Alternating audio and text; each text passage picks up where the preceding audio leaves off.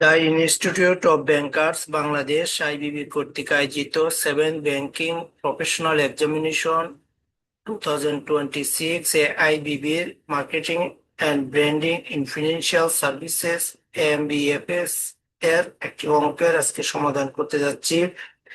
অঙ্কটার প্রথম কি বলছে বা কি তথ্য দেওয়া আছে তা আমরা আলোচনা শুরু করি।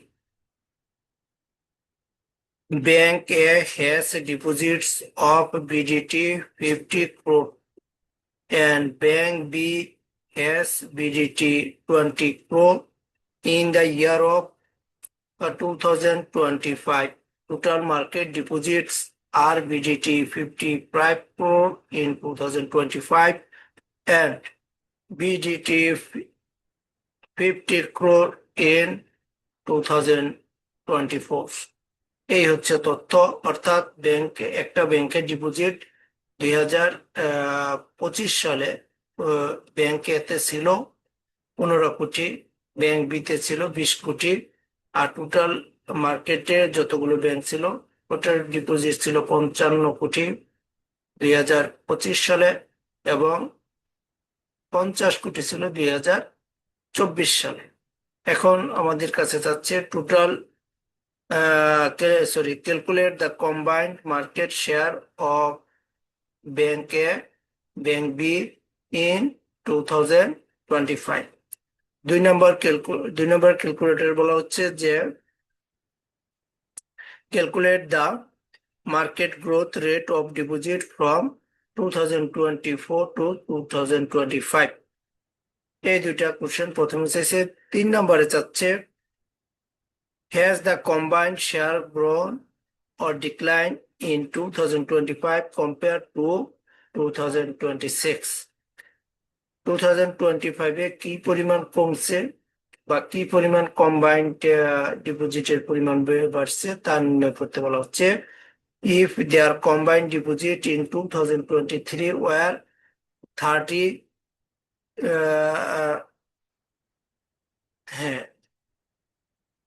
2023 were 33 crore, find the answer mathematically.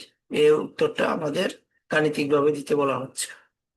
আচ্ছা, যাই হোক, আমরা তাহলে প্রশ্ন যে এ তে যে রিকোয়ারমেন্ট তিনটা চাইছে তিনটার আগে সমাধান করি। ব্যাংকিং ক্যালকুলেশনস এর ক্ষেত্রে given data interpreting numbers of probably.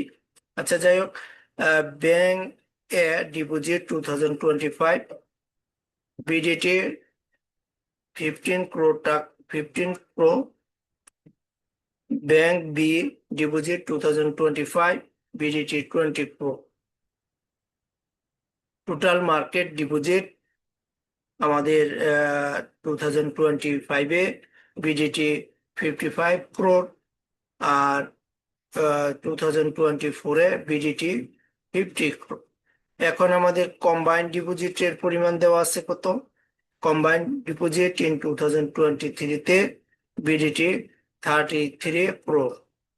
এখন কম্বাইন্ড মার্কেট শেয়ার ইন 2025 এ আমাদের বের করতে বলছে। কম্বাইন্ড মার্কেট শেয়ারের ক্ষেত্রে আমাদের দুইটা ব্যাংকেরই কত আছে? দুইটা ব্যাংকে আছে, একটা ব্যাংকে আছে 15 crore আর একটা হচ্ছে 20 crore। দুইটা মিলে কম্বাইন্ড ডিপোজিটটা হচ্ছে আমাদের কত? 35 crore। তাহলে আমাদের কম্বাইন্ড ডিপোজিট আর এর সাথে কম্পেয়ার করতে হবে আমাদের টোটাল মার্কেট ডিপোজিটের পরিমাণ। ক্যালকুলেট, এই যে বলা হচ্ছে যে calculate the combined market share of bank A and B in 2025। A এবং বি এর 2025 এর পরিমাণটা বের করতে বলছে। তাহলে আমরা কম্বাইন্ড মার্কেট শেয়ারের পরিমাণ বের করি। যেহেতু আমরা কম্বাইন্ড ডিপোজিটের পরিমাণটা বের করছি 35 crore, আর মার্কেট শেয়ারের পরিমাণটা বের করতে গেলে আমাদের টোটাল কম্বাইন্ড ডিপোজিটকে আমরা টোটাল মার্কেট ডিপোজিট দ্বারা ভাগ করে দিলে আমাদের বেরিয়ে আসবে মার্কেট শেয়ার, কম্বাইন্ড মার্কেট শেয়ারের পরিমাণ কত।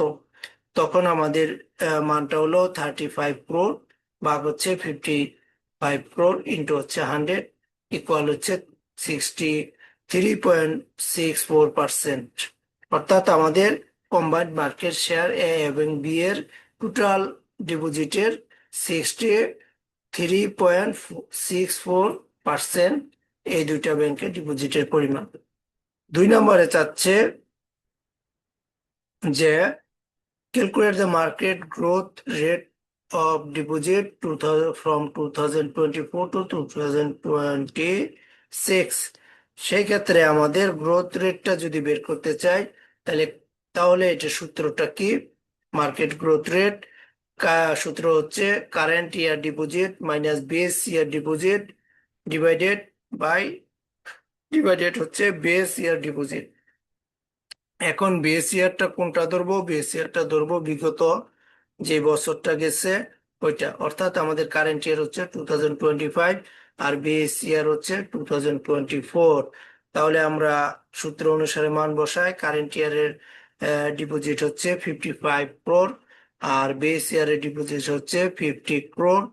আর তাহলে আমরা কারেন্ট ইয়ার ডিপোজিট থেকে বেস ইয়ারের ডিপোজিটটা বাদ দিব বা ভাগ করে দিব। বেস ইয়ারের ডিপোজিট হচ্ছে 50 crore। তাহলে আমাদের রেজাল্ট আসতেছে 5%, সরি 10%। এখন আমাদের বলা হচ্ছে যে has combined share grown or decline. আমাদের যে কম্বাইন্ড শেয়ারটা এটার কি পরিমাণ কি বাড়ছে নাকি কমছে, কোন সালের সাথে? 2023 সালের সাথে। সেই ক্ষেত্রেও আমাদের কম্বাইন্ড ডিপোজিটের আমাদের কি করতে হবে? কম্পেয়ার করতে হবে কার সাথে? 2023 সালের সাথে। তাহলে 23 সালে আমাদের মান কি দেওয়া ছিল? মান দেওয়া ছিল যে 2023 সালে মান ছিল 33 crore কম্বাইন্ড ডিপোজিট। তাহলে এর সূত্রটা কি হবে? কম্বাইন্ড ডিপোজিট গ্রোথ রেট এর ক্ষেত্রে combined deposit current year minus combined deposit base year deposit আর divided combined deposit base year into 100। অর্থাৎ আমাদের কারেন্ট ইয়ার কম্বাইন্ড ডিপোজিট হচ্ছে 35 crore মাইনাস হচ্ছে বেস ইয়ার ডিপোজিট 33 crore। যে ফলাফল আসবে তাকে আমরা ভাগ করবো 33 crore ইন্টু 100। অর্থাৎ আমাদের রেজাল্ট আসছে 6.06%। এখন আমরা মার্কেট গ্রোথ রেট 2024 টু 2026, অর্থাৎ আমাদের ইয়া ছিল কত? 10%। আর আমাদের 2023 সালে ব্যাংকে এবং ব্যাংক গ্রোথ হচ্ছে 6.06% আর মার্কেট গ্রোথ রেট হচ্ছে 10%।